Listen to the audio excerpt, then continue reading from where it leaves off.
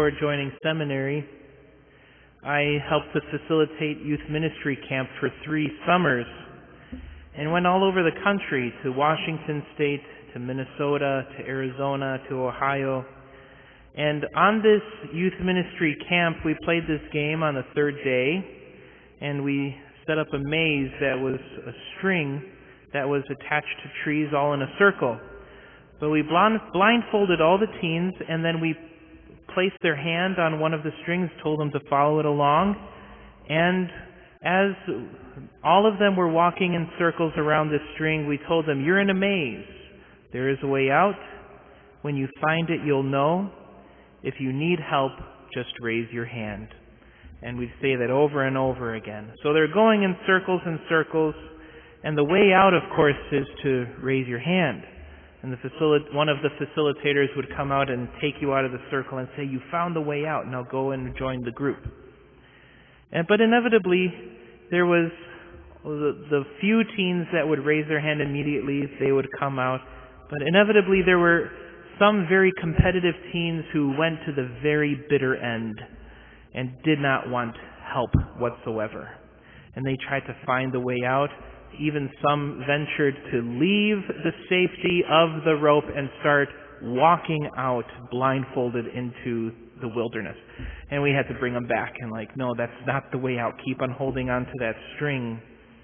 And then eventually everybody would raise their hands, and then everybody would be in that group. We would debrief with the teens afterwards, asking them what they thought about the experience, what it was like for the first ones to raise their hands, and what it was like for the ones who stayed till the bitter end. In our gospel, we have the parable of the talents. One servant received 5, 1 2, and the last one just 1.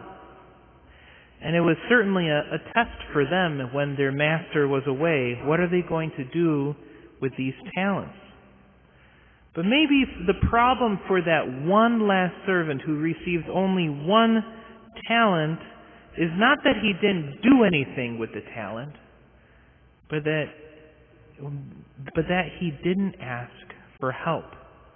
Maybe the problem he had was that he didn't ask for help. He didn't go to the servant with 5 or the one with 2 talents saying, I really need some help here. I don't know what I'm doing. Sometimes our own pride, our selfishness, our preconceived perceptions get in the way of even asking for help. And we think of every sin that we commit has some element of pride attached to it. Because when we sin, we think to ourselves, in this moment, I don't need God. I know what is better. I don't need the help of others. I can navigate this on my own. And that's precisely why we have the sacrament of confession, to recognize that our pride gets in the way, and we have to humble ourselves and ask God to heal us, to forgive us. And that's why it's so important for us to raise our hand. Raise your hand to God for help. Raise your hand to your neighbor. All of us at one point or another need to have a helping hand, don't we? And it's not something to be embarrassed about, but something to be comfortable with the fact that we are small and God is not. And this is the path in front of us. One of the things that the Master said in the Gospel is, "Well done, good and faithful servant." We are called to be faithful, not necessarily successful.